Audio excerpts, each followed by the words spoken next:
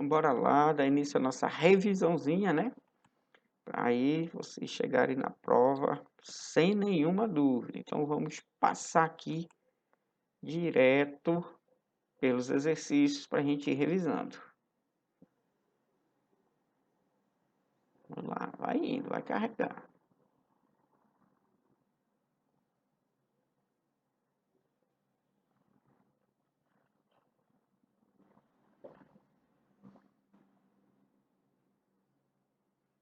Então, começa pela fundação de Cartago. Quem funda Cartago? Cartago ela vai ser fundada como uma colônia dos antigos fenícios. Tá? Depois a gente vai ver que os fenícios não são bem os primeiros a chegarem por lá. Os berberes já vão passar por lá. Mas como os berberes são povos nômades, ou seja, ficam se mudando de lá para cá, da cá para lá. Aí vão chegar os fenícios e vão fixar a residência na região e vão construir a cidade. Então, Cartago surge como uma colônia fenícia. Seguindo. Então, olha aqui. Povos que compunham a população de Cartago, fenícios e berberes. Por que esses dois povos? Porque são dois povos de comerciantes. Os fenícios fazem o comércio pelo Mediterrâneo. Vem lá do Oriente, vem passando pela Península Itálica, Cartago, aí vai para a Península Ibérica, Espanha e assim vai.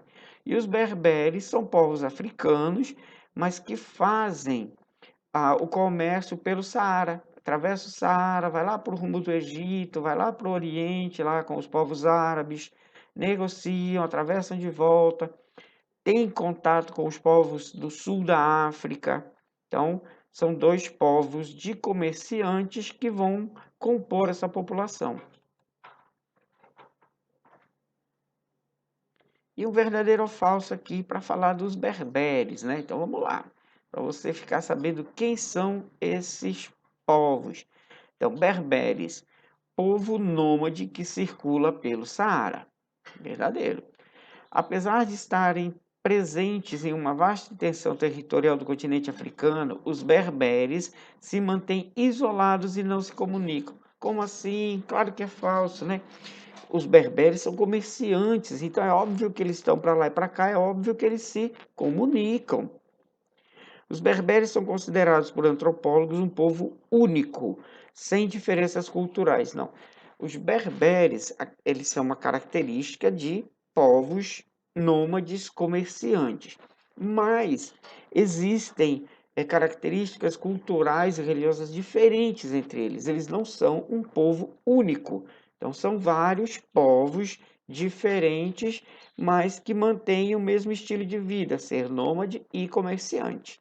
Só depois que a maior parte dos berberes vão se converter ao islamismo, o islamismo, a religião islâmica, vai ser a única coisa em comum com esses povos. Eles vão ter contato com os árabes, eles vão se converter ao islamismo, então vai ser a única coisa que vai ser comum a todos eles. Então vamos lá, para não ficar nenhuma dúvida de quem são esses povos, berberes e fenícios. Então, berberes, povos de origem africana, que mantinham contatos comerciais com os povos do sul do Saara. Fenícios chegaram posteriormente à região do Cartago e são um povo de origem asiática. Então, olha só, eles chegaram depois, mas foram eles que fundaram a cidade. Por quê? Porque os berberes são nômades. Nômades, eles não têm residência fixa. Siga aí.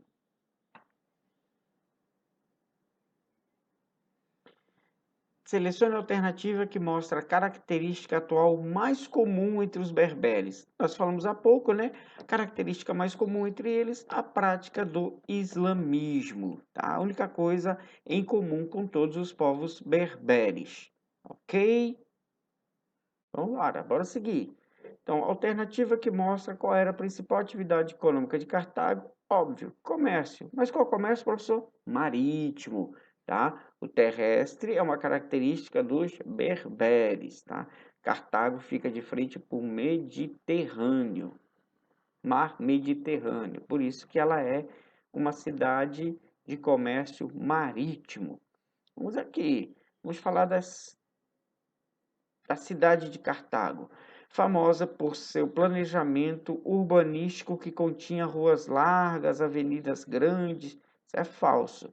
Cartago era uma cidade simples, tá? Então, cidade de Cartago cercada por muralhas. Lembra? Nós mostramos lá numa imagem cheio de muralhas. Por que cheio de muralhas? Porque ela é comerciante. Comerciante tem dinheiro, acumula ouro, prata, bens de valor, muralhas para proteger. Edifícios simples, sem ornamentos. Eles queriam um local para morar bem. Não tinha essa coisa de enfeitar, igual o romano, coluna isso, coluna aquilo, os gregos cheios de desenho, não. O cartaginês ele era simples. E por falta de espaço, novas construções, as casas cartaginesas crescem para cima. Então, o que vai acontecer? Cartago vão ter casas de até 6 andares. Olha que legal, sem elevador. Acaba chega lá com a sacola de compra, ele mora lá na cobertura. Aí vai, via escada. Olha que lindo.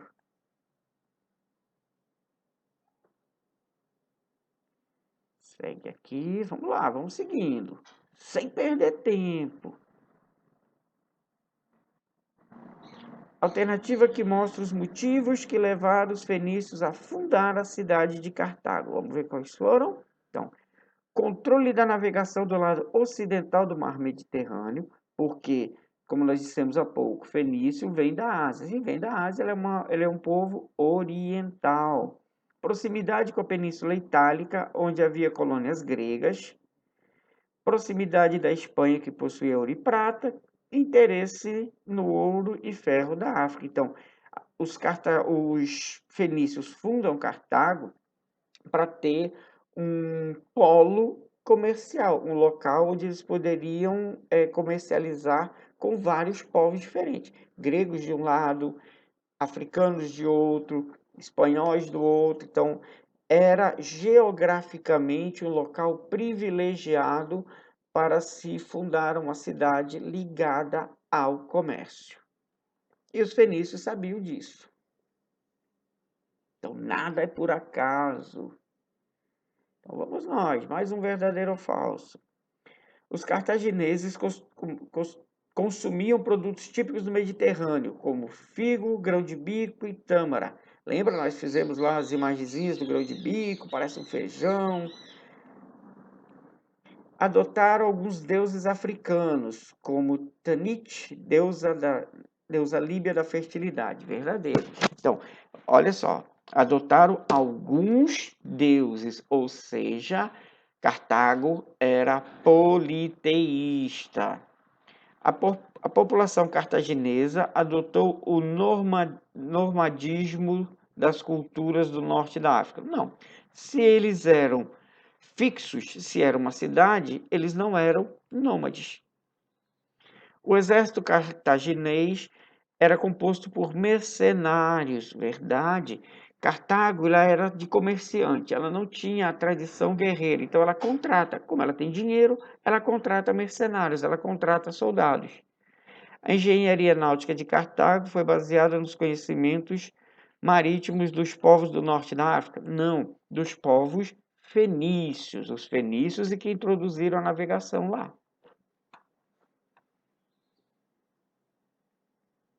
Vamos lá para o SD3. Rapidinho. Vocês aí, fazer esse videozinho, assistir o vídeo e tirar 10. Oh, coisa boa. Vamos aqui. Os cartagineses eram conhecidos por sua postura violenta? Não, eles eram pacíficos. Eles só tinham um exército porque eles tinham que se defender. Eles têm riqueza. Se eles não tivessem proteção, eles seriam assaltados. Os combates militares travados por Cartago eram motivados por interesses políticos ou comerciais. Políticos, você está doidão aí logo cedo. Os combates militares travados por Cartago motivados por interesses comerciais, rotas comerciais. Porque quando um povo detinha uma rota, tipo, de Cartago para a Espanha, só ele. Se alguém quisesse algum produto espanhol ou cartaginês, tinha que comprar o da Espanha ou de Cartago. O exército cartaginês era um grande contingente de estrangeiros, como mercenários líbios e generais gregos. Também é verdade.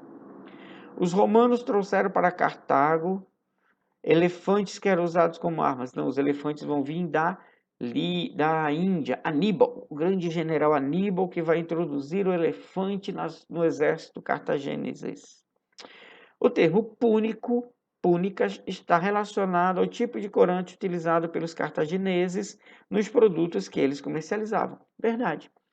Tanto que os romanos chamavam eles de púnices, porque eles usavam muito esse corante. Os povos lá dos púnices, por isso que as guerras foram guerras púnicas.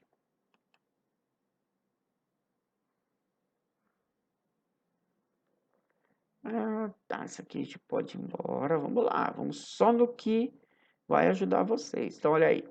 As guerras púnicas, conflitos entre Roma e Cartago entre os séculos 2 e 3, foram motivadas pelo domínio de Cartago e pelo controle do comércio no mar Mediterrâneo. Então, mas por que dominar Cartago? Posição geográfica, de frente para o Mediterrâneo, próximo da Espanha, próximo da Península Itálica, com contato com os povos do sul da África. Então, era uma posição onde eles obtinham diversos tipos de produtos, onde eles tinham acesso a duas importantes rotas comerciais, do Mar Mediterrâneo e a dos povos berberes pelo Saara.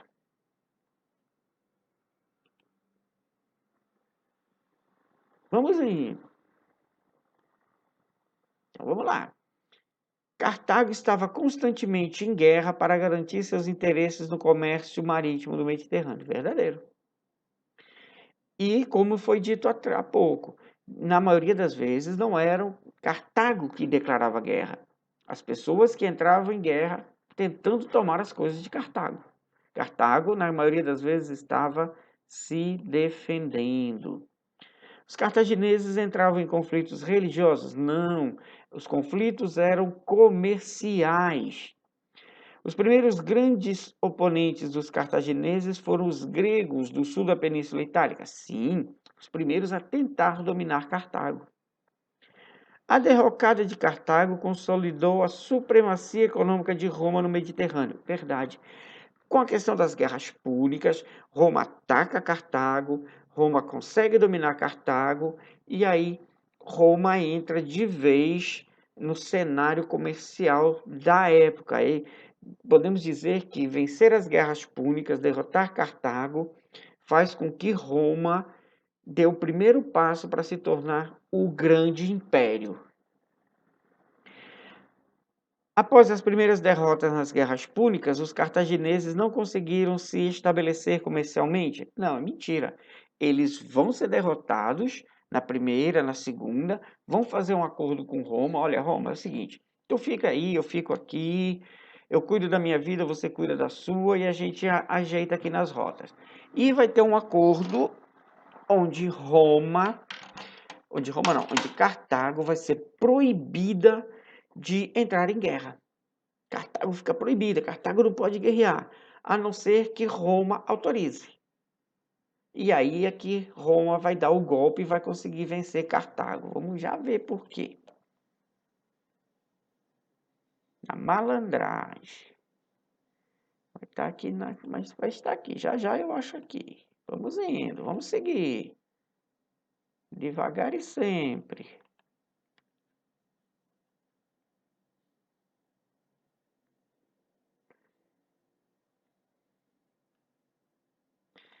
Então, aqui uma coisa muito importante, tá?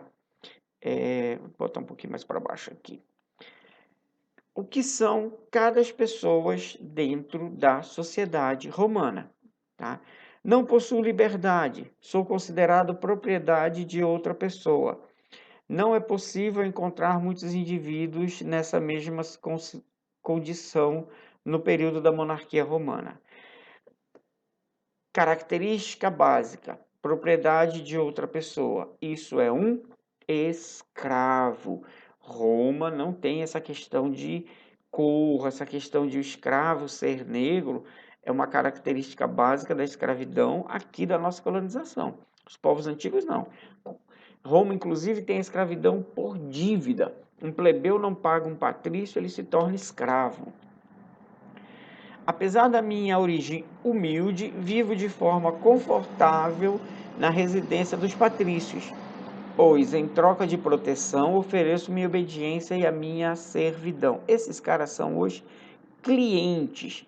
Eu sou pobre, eu estou numa situação difícil.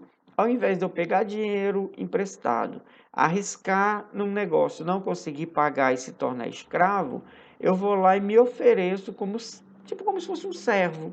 Aí, se o patrício aceitar, o patrício me dá um pouquinho de dinheiro, ajuda a alimentar minha família e pronto, eu vivo ali sempre servindo aquela família. Ok. Mesmo não pertencendo a nenhuma família em destaque, nem possuindo riquezas ou muitas posses, pelo menos posso desfrutar da minha liberdade. Embora, se não conseguir pagar as minhas dívidas, acabo me tornando um escravizado. Quem é esse? Esse é o plebeu. Então, ele é livre, ele é simples, não tem muita coisa, e ele é livre. Mas, se ele adquirir uma dívida e não pagar, já era. Ele vai se tornar escravo. Aí é o escravo por dívida. Vamos subir aqui. Descer aqui. Jaqueta. Sou de uma família tradicional de grande prestígio que descende dos antigos patriarcas de Roma e possuo muitas propriedades. Ou seja, eu sou a elite romana. A elite romana são os patrícios. Então, se liga nisso daí. Escravo é a propriedade de outra pessoa. O cliente é o pobre que se coloca à disposição de uma família rica, servindo em troca de um pequeno pagamento e de alimentos. Plebeu é a pessoa livre, mas pobre, que vive em Roma, que pode se tornar escravo caso adquira uma dívida e não pague. E patrício é o cara rico. É a aristocracia, é a elite romana.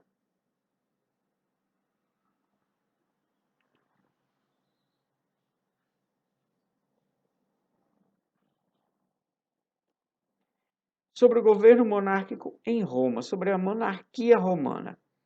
O poder do rei era limitado pelos costumes que o obrigavam a consultar os mais ricos e poderosos, chefes das principais famílias de Roma que compunham o Senado. Tá? Então, apesar de ser uma cidade, apesar de ter um rei, de ter um governante, o rei não podia mandar sozinho. Todas as questões tinham que passar pela checagem do Senado. Quem era o Senado? Pessoas eleitas das famílias ricas. Então, para ser senador, você tinha que ser de uma família rica, ser da aristocracia, ser um patrício. Plebeu não podia ser do Senado, pelo menos ainda não. Vamos indo. Aqui os três diferentes momentos da história romana, né? Roma começa como uma monarquia, passa para a república e termina como império, o grande império romano. Então aqui as versões sobre como surgiu Roma, né? Então são duas versões. Uma contada por um historiador, no livro Eneida, imortalizada por Eneida, que diz que Roma foi fundada por Enéas, um herói de Troia que fugiu, né, quando os gregos invadiram Troia, e assim fundou a cidade de Roma. Já a versão mais popular, aquela que o povão gosta de contar mesmo, aquela que está ali, a raiz, é a dos irmãos Rômulo e Remo, os dois irmãos que foram colocados num cesto, jogados no rio e encontrados por uma loba. Foram amamentados por essa loba. Aí um camponês encontrou as crianças, levou as crianças, cuidou delas. Quando adultas, elas voltaram para a região, tomaram a região, fundaram Roma. Num desacordo entre Rômulo e Remo, Rômulo mata Remo e se torna o primeiro grande rei de Roma.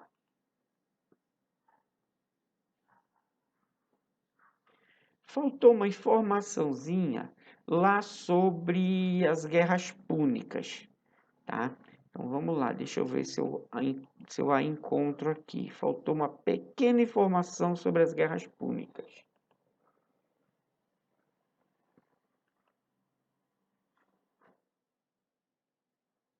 Vamos ver aqui.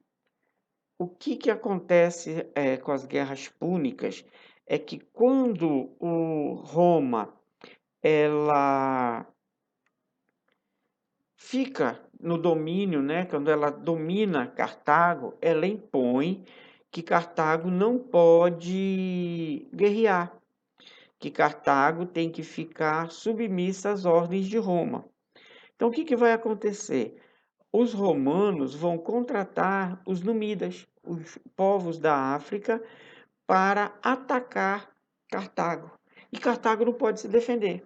Aí ficava assim: Roma atacava, os cartageses pediam autorização para Roma. Ei, Roma, eu posso aqui combater? Roma não mandava resposta. Aí os númidas atacavam Cartago, Cartago pedia autorização para combater, Roma não liberava.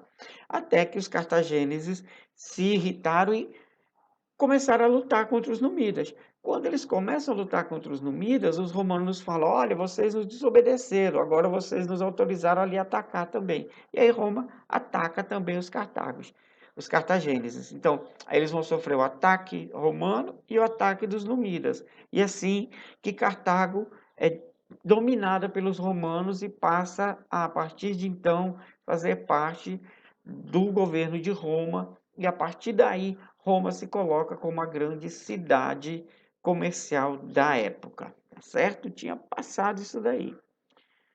Os motivos pelos quais os patrícios incentivavam a expansão, isso aqui a gente pode passar. Vamos só no que é importante do importante. Aqui também. Vamos indo. Vamos aqui na revisão essencial. Vamos aqui.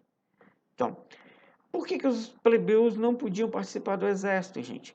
Porque naquela época o exército ainda era composto por soldados e os soldados que tinham que levar as suas armas, e os plebeus não tinham. Então, eles não podiam ter armas apropriadas, eles não tinham como possuir essas armas.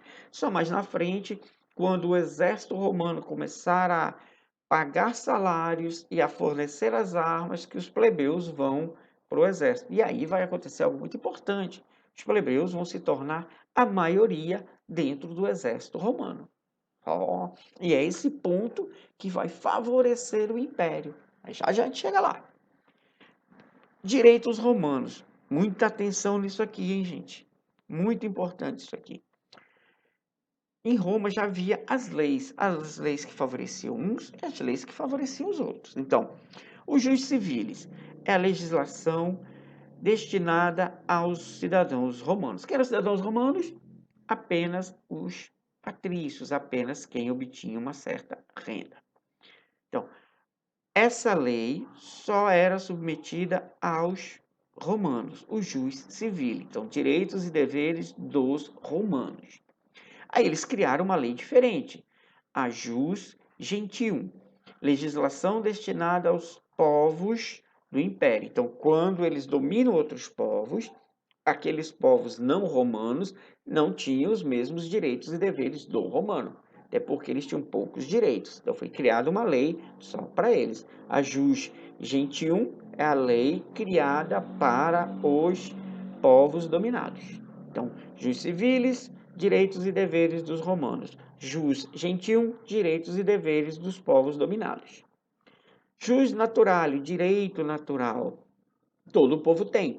Todos que existem, todos de que existem certos princípios e valores universais, isto é, de que acima do estado ou das tradições, ou seja, fazem parte da condição humana, com o direito à vida. Então, direito à vida, o direito natural, a justiça natural, a jus naturale. E a mais legal de todas, indúbio pro réu. Na dúvida, absolva o réu. O que significa isso, professor?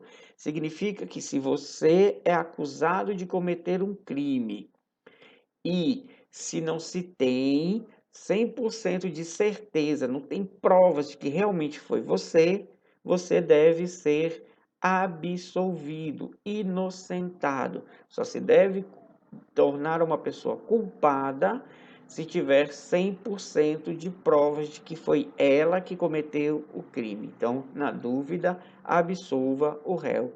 Indúbio pro réu. Meu latim tá perfeito, é doido. Alternativas que indicam importância para a plebe romana. Quando a plebe começa a pressionar, eles vão começar a criar algumas leis, né? Então tinha lá no início de Roma, era proibido o plebeu casar com patrício. Depois essa lei vai ser extinta ainda na monarquia. Era proibido o plebeu participar da vida política, ele podia eleger o magistrado, mas ele não podia concorrer, e aí vai ser criado o tribuno da plebe. O tribuno da plebe é um cara eleito dentro da plebe para participar do Senado, com muito poder. O maior poder dele, vetar. Fala assim, não, essa aqui não pode qualquer lei que fosse contrária aos interesses dos plebeus. Então ele estava lá, alguém fez alguma coisa que contrariava os plebeus ou que ia prejudicar os plebeus, ele vetava. Não, essa lei não pode ser colocada em prática. Vamos seguindo. Estamos chegando aí já nos conflitos. Antigamente o que tira conflito, né? O povo que gostava de brigar. Eita! Era peia para todo lado. E a peia valendo, mano. Pensando que é coisa pouca, é? Pensando que eram essas briguinhas aí?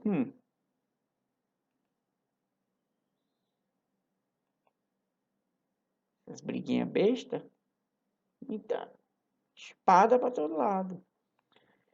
O senhor está pulando muito. Calma, a gente vai, como eu disse, na partes importantes. Isso aqui é uma revisão para avaliação de vocês. Vamos com calma.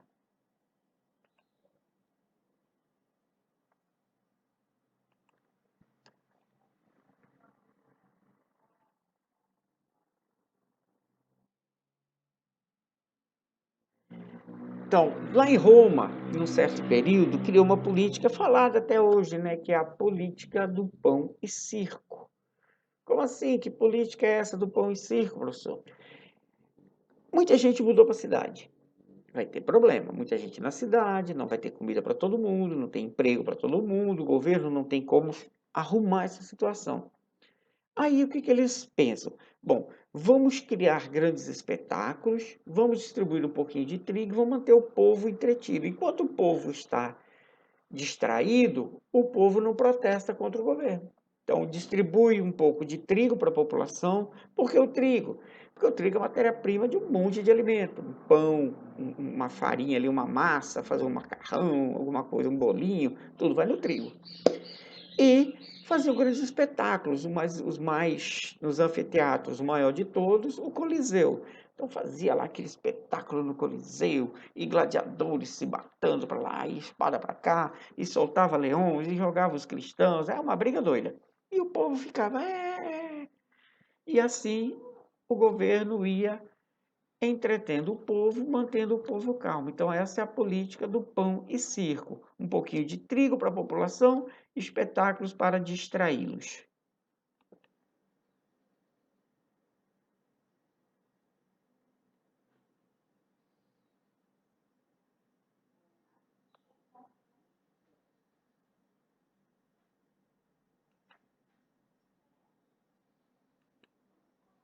Está acabando. Aqui, alternativa que indique a condição essencial para ser senador e obter privilégios e direitos políticos no começo da República Romana, pertencer a uma família patrícia. Então, lá no início de Roma, para ser senador, tinha que ser de uma família rica, da família patrícia. Vamos indo. Que pula e vamos falar das mulheres. Ah, essas mulheres. Vamos lá. Vamos falar aqui primeiro da riqueza, né? Verdadeiro ou falso para as famílias ricas de Roma. A riqueza era exclusiva dos aristocratas? Não, não era exclusiva dos aristocratas. Por que não? Porque os plebeus, em algum momento, vão começar a enriquecer. Está aqui, ó. Havia plebeus que conseguiam enriquecer principalmente em atividades como o comércio. Tá? Então, em algum momento, em Roma, o plebeu vai ser comerciante e ele vai começar a ganhar dinheiro. Então, a riqueza não era exclusiva dos patrícios, pelo menos num segundo momento. Os plebeus só conseguiam enriquecer se casassem com aristocratas? Não, o plebeu vai enriquecer com o comércio. E aí, quando o plebeu enriquecer, eles vão criar a lei, ou vão derrubar aquela lei que nós falamos mais atrás um pouquinho, nós falamos em aula também, que era proibido casar patrício com plebeu. Não casava rico com pobre, tá? Então, aí na República, essa lei já vai cair. Então, por isso diz aqui, ó, durante todo o período da República, houve leis que proibiam os patrícios de se casar com plebeus. Não, é falso. Quando o plebeu começa a ganhar dinheiro, essa lei acaba. E aí patrício se casa com plebeu. Ah, professor, então ele vai casar com pobre. Não. A maioria dos casamentos entre patrícios e plebeus vai acontecer com esses patrícios que ficaram ricos com o comércio. Então, continuava se casando rico com rico. As reformas do final da República permitiram aos plebeus ricos tornarem-se aristocratas com os mesmos direitos dos patrícios. Sim. Então, conforme foram enriquecendo, os patrícios também foram ganhando poderes. E aí foram entrando na aristocracia, foram se tornando paterfamílias, foram comandando, foram indo para o Senado e as coisas começam a mudar. Mas começam a mudar para os plebeus que ficam ricos. Os plebeus que ficam pobres, continua a mesma coisa. A lei vai existir, mas não vai favorecer muito a eles. E por fim, essa última aqui, né, que fala sobre as mulheres, para a gente finalizar a nossa revisãozinha. Então, vocês vão entender, quando se estuda o papel da mulher nas sociedades antigas, a gente se choca um pouco ao compará-la com a nossa. Mas a gente tem que entender que era a cultura daquele povo, era como eles viviam, então a gente tem que tentar entendê-los, tá? Então, as mulheres deviam obedecer o seu paterfamilias até se casar. Depois de casadas, passavam a obedecer o paterfamilias do marido. Verdadeiro. Então, quem é o paterfamília? Paterfamília, lembra lá nas aulas, é a pessoa que comandava toda uma família. Então, quem eram os filhos do paterfamília? Todas as pessoas que estavam sob o seu comando, sob a sua responsabilidade. Não precisava ser apenas filhos biológicos, podiam ser sobrinhos, primos, um plebeu que ele trouxe para cá. Então todo mundo era dominado por ele, todo mundo ficava sob a sua responsabilidade, nada poderia ser feito se ele não autorizasse. Tá? Então aí a mulher fica submissa ao comando do paterfamília dela, quando se casa ao paterfamília do marido. As mulheres podiam ser emancipadas pelo paterfamília? Não. Os homens, sim. O que é ser emancipado, professor? Acontecia assim. Um filho, mesmo sendo maior de idade, ele não podia praticar nenhum comércio, nem vender, nem comprar nada, sem a autorização do paterfamília. Eu tenho 100 cabras, aí o filho lá tinha 100 cabras, ele queria vender as 100 cabras, ia dar lucro, mas ele só podia fazer se o paterfamília autorizasse. Então, para acabar com isso, o que o Romano criou? Criou o que chamamos de emancipação. O filho poderia ser emancipado, o pai dava lá um documento e autorizava que ele fizesse os negócios, ele podia fazer o que ele quisesse. Se a esposa fosse expulsa pelo marido, poderia levar o dote que ela recebeu ao se casar, que ele se recebeu ao se casar. Verdade. O que é o dote? Naquela época, para se casar, a mulher tinha que levar algum bem de valor. Terras, animais, ouro, prata, joias, qualquer coisa. Mas se o marido não gostasse dela e tivesse expulsado ela, ele era obrigado a devolver todos os bens que ela tinha levado. As meninas não eram alfabetizadas. Falso. também eram alfabetizados. Inclusive, em Roma, até os plebeus eram alfabetizados. Existiam escolas para plebeus até os 12 anos de idade. Tá? E, por fim, as mulheres de famílias ricas ou poderosas não podiam receber nenhum tipo de influência política. Exerciam sim, elas participavam, elas não podiam votar e ser votadas, mas elas influenciavam ali, elas faziam campanha, elas indicavam, olha, o meu indicado ao Senado é o Patrício Fulano, e a pessoa ia concorrer por ela. Ela não podia concorrer, mas ela botava alguém para concorrer por ela, certo? Então, fechamos aí nossa revisãozinha. Com esse videozinho vai ficar beleza para vocês tirarem lá uma notinha 10, ficar todo mundo feliz, tá certo? Então é isso, galerinha. Até a próxima.